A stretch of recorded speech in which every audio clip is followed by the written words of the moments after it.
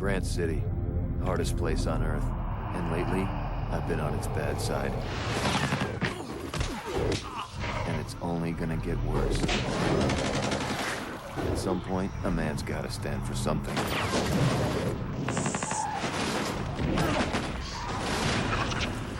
Guess I'll stand for myself. Dead to Rights, rated M for mature. What's up, everybody, and welcome back to another episode of Izzy's Retro Video Game Reviews, man. So I hope you guys enjoyed the last episode where I covered Fighting Force. If you haven't checked that out, please do. But for today, we're going to talk about another one of my favorite video games, and that is Dead to Rights. We're going to cover the original Dead to Rights. If you want to see the sequels covered, let me know down in the comments, because there's 3 other sequels. There's Dead to Rights 2, Dead to Rights Reckoning, which is the prequel to Dead to Rights 2, and that was on the PSP, and then Dead to Rights Retribution, which came out in 2010. But for right now, we're going to cover the original one. So the original one came out for the Xbox first on August 19th of 2002, and then later on it was ported over to the PlayStation and the GameCube November 19th, 2002 on the GameCube, on the PlayStation 2, and then November 25th, 2002 on the GameCube.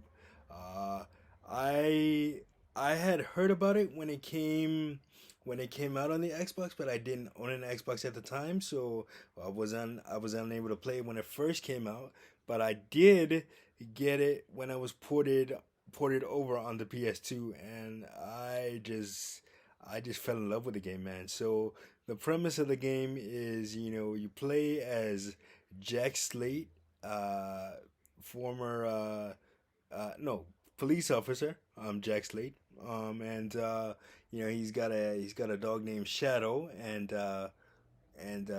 they patrol a metropolis called Grant City, which is filled with more criminals than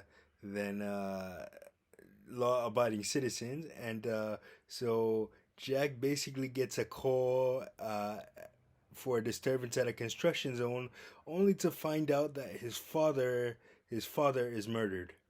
And the premise of the game has you going after the people that murdered your father, and you can basically anything is a weapon. You can use a fire extinguisher as a weapon. You can toss it into the air. I remember tossing a fire extinguisher into the air, shooting it, and then having it explode on your enemies. That was a fun way to kill people. And then you could also hold enemies hostage, and and use them as a shield to prevent yourself from getting shot. And then once you're done holding them hostage, you can shoot them in the head execution style. That was also fun. And yeah, man, and you can also use the dog Shadow to your advantage. You can he can be used to either attack enemies or look for secret passageways that you might not otherwise be able to find if you're just looking around. So yeah, Shadow was a very, very good to use to your advantage. I remember there was one particular level. I believe it was called the Den of Iniquity, where you're in a strip club, and you're and what do you call it? So I guess you enlist the help of a stripper to help you get to one of the men that helped set up the killing of your father, and basically it's a mini game where you have to press the buttons, and she's like dancing for patrons at a strip club, and all for Jack or for Jack to sneak by and sneak upstairs to where his killers are hiding. That was a fun mini game. Uh, and uh, and another level I remember, man, you have to infiltrate a jail. So and it's very difficult because Jack even says it himself in the game. It's gonna be very difficult to navigate through here because I put half the criminals in here away. So all those people that as soon as they discover that you're in jail, they're gunning for you. So and then you gotta fight your way out of it. You fight. You can trade health for cigarette packs, and you fight enemies on the tier and stuff like that, and you can also work out in the weight room, and it's a very very detailed game that I enjoyed playing a lot.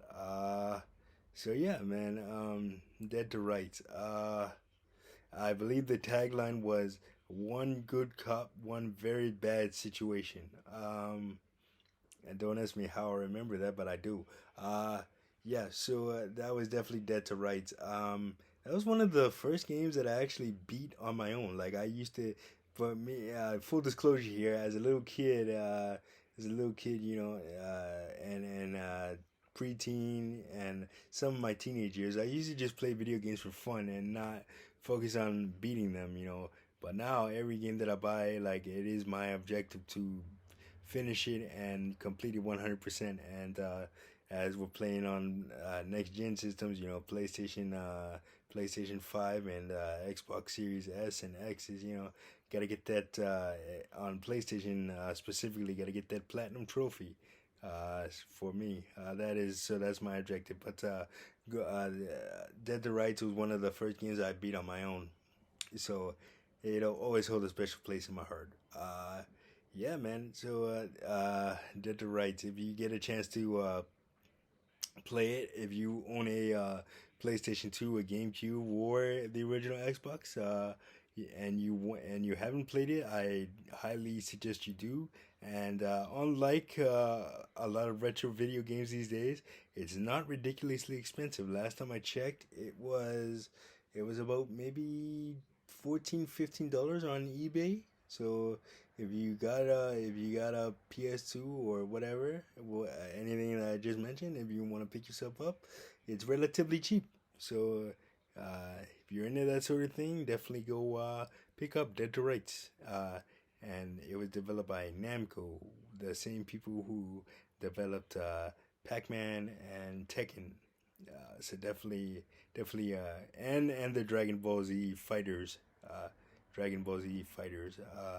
So definitely a very amazing company.